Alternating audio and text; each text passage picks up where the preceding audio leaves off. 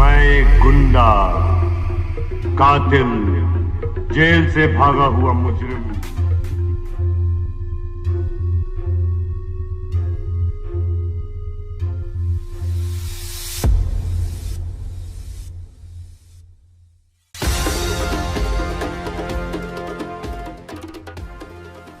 Nineteen और 1980s में California के लॉस एंजलिस में MS-13 नाम का एक बहुत ही खतरनाक इंटरनेशनल क्राइमिंग गैंग हुआ करता था। ये गैंग सेंट्रल अमेरिका की एक छोटी सी कंट्री EI साल्वाडोर में वहां दूसरी कंट्री से परमानेंटली रहने आने वाले लोगों यानी कि इमिग्रेंट्स को प्रोटेक्ट करने के लिए बनाया गया था। लेकिन समय के साथ MS-13 गैंग एक ट्रेडिशनल क्रिमिनल ऑर्गेनाइजेशन में बदलने लग गई थी। MS-13 को इसकी क्रूअल्टी और 18th स्ट्रीट गैंग के साथ इसकी राइवलरी से डिफाइन किया गया है। प्रोटेक्शन के लिए बनी इस गैंग ने ज़्यादा गरीबी और कम पुलिस फोर्स से दुखी देश में आतंक मचा दिया था। हालांकि शुरुआत में MS-13 यंग छोटे मोटे क्राइम करने वाले लोगों का एक ग्रुप था जो लॉस एंजलिस में रहते थे, लेकिन उस वक्त लॉस एंजलिस में इमिग्रेंट्स के साथ भारी भेदभाव किया गया था, जिसकी वजह से वो ग्रुप MS-13 एक ट्रेडिशनल क्रिमिनल गैंग में बदल गया था। इस ग्रुप का मेन मोटिव साल्वाडोर के इमिग्रेंट्स को लॉस एंजलिस के दूसरे मोर एस्टैब्लिश्ड गैंग से बचाना था। इमिग्रेंट्स जो मेनली मेक्सिको, एशिया और अफ्रीका अमेरिका से आए थे। लेकिन इस गैंग के तौर तरीके तब बदलने लगे जब अर्नेस्टो डेरस इसका लीडर बना, जो कि साल्वाडोरन स्पेशल फोर्स का मेंबर रह चुका था। अर्नेस्टो डेरस के गैंग का लीडर बनने के बाद ये गैंग ट्रेडिशनल क्रिमिनल ऑर्गेनाइजेशन बन गया था।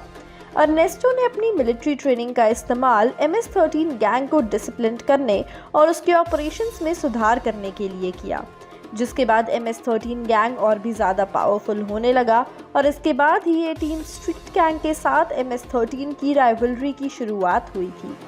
MS-13 और 18 स्ट्रीट दोनों गैंग शुरुआत में फ्रेंडली हुआ करते थे, क्योंकि 18 स्ट्रीट गैंग इमिग्रेंट्स को शामिल होने की परमिशन देने वाले कुछ गैंग्स में से एक था। असल में उनके फ्रेंडली रिलेशनशिप के टूटने का कारण एग्जैक्टली किसी को भी नहीं पता है।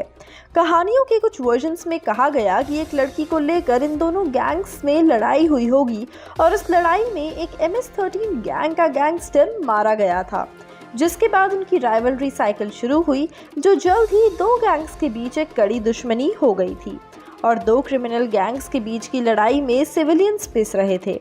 कोई उन्हें पकड़ नहीं पा रहा था और अगर पकड़े जाते तो वो जेल से बाहर आने की कैपेबिलिटी रखते थे। कोई उनके वायलेंस के रास्ते में नहीं आया, लेकिन फिर हुई इस वायलेंस को पूरी तरह खत्म करके लोगों को जस्टिस दिलाने वाली एक और गैंग की एंट्री, ब्लैक शैडो गैंग, एक डेथ स्क्वाड ग्रुप जिसे इवन साल्वाडोर में ही बनाया गया था। ब्लैक शैडो गैंग में ज़्यादातर पुलिस और मिलिट्री मैन शामिल थे जो जस्टिस छीनने के लिए क्रिमिनल्स और गैंग्स के मेंबर्स को टारगेट बना रहे थे। ब्लैक शैडो के नाम की पहली गूंज दिसंबर 1989 के आसपास लोगों तक पहुंची थी। अप्रैल 1995 तक ब्लैक शैडो ने कहा था उन्होंने 17 लोगों को मार डाला था और ये दावा करते हुए कि मारे हुए लोग क्रिमिनल्स या MS-13 गैंग के मेंबर्स थे और एल साल्वाडोर की सरकार का कहना है कि ब्लैक शैडो ग्रुप उनके कंट्रोल में नहीं था। ब्लैक शैडो ऑपरेटिव्स अपने चेहरे और शरीर को छुपा कर रखते थे और उनके कॉस्ट्यूम्स भी सेम हुआ करते थे और उनके बारे में फुल डिस्क्लोज होने से बचने के लिए और अपने मिशन को बिना किसी रुकावट के पूरा करने के लिए बिना लाइसेंस वाले व्हीकल्स को डार्क विंडोज के साथ इस्तेमाल करते थे।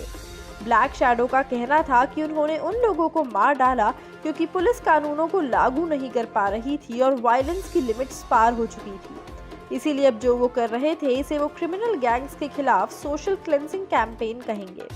MS-13 गैंग के मेंबर्स कुछ मामलों में ब्लैक शैडो गैंग के हाथों मरने के डर से अमेरिकन जजेस से उन्हें शरण देने के लिए रिक्वेस्ट करने लगे थे। ब्लैक शैडो के जस्टिस लेने के तरीके और डेंजरस होते जा रहे थे कि उन्हें डेथ स्क्वाड के रूप में जाना जाने लगा था। लेकिन दूसरे गैंग्स की तरह सिविलियंस को कभी ब्लैक शैडो से डर नहीं था, बल्कि ब्लैक शैडो ने तो उन्हें प्रोटेक्टिव प्रोवाइड किया था। 2014 में जिस साल ब्लैक शैडो फिर से बनाया गया, M16 असॉल्ट राइफल्स के साथ सभी काले कपड़ों में सजा डेथ स्क्वाड के मेंबर्स ने 7 लोगों के एक घर पर छापा मारा, जिनमें से 4 MS-13 के मेंबर्स थे। ब्लैक शैडो ने उन चारों मेंबर्स को पकड़ लिया और फिर उनका क्रूअल टॉर्चर शुरू किया गया। अटैक के कुछ दिनों बाद MS-13 के मेंबर्स को 5 दिनों के अंदर वहां से जाने या फिर मौत का सामना करने की धमकी के पोस्टर्स से हर जगह फैला दिया गया। मार्च 2016 में ब्लैक शैडो के मेंबर्स ने 4 MS-13 गैंग के मेंबर्स को घेर लिया और उन्हें एक पिकअप में पीछे डाल दिया और फिर उन्हें एक फुटबॉल मैदान में ले जाया गया, जहां उनके सर के पिछले हिस्से में गोली मार दी गई और उनके शरीर को मैदान में ही छोड़ दिया गया।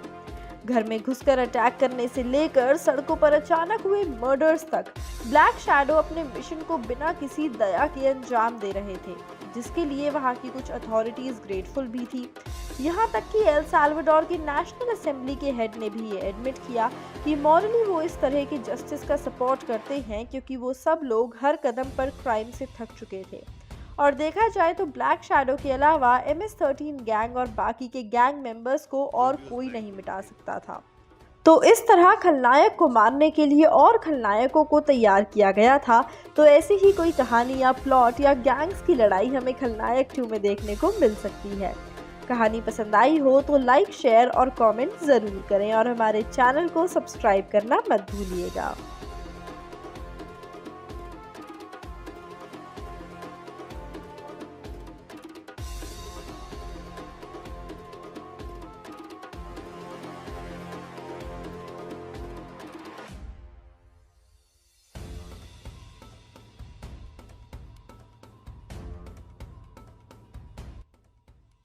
जो भी उस बैंक को लूटेगा, सारा पुलिस डिपार्टमेंट उसकी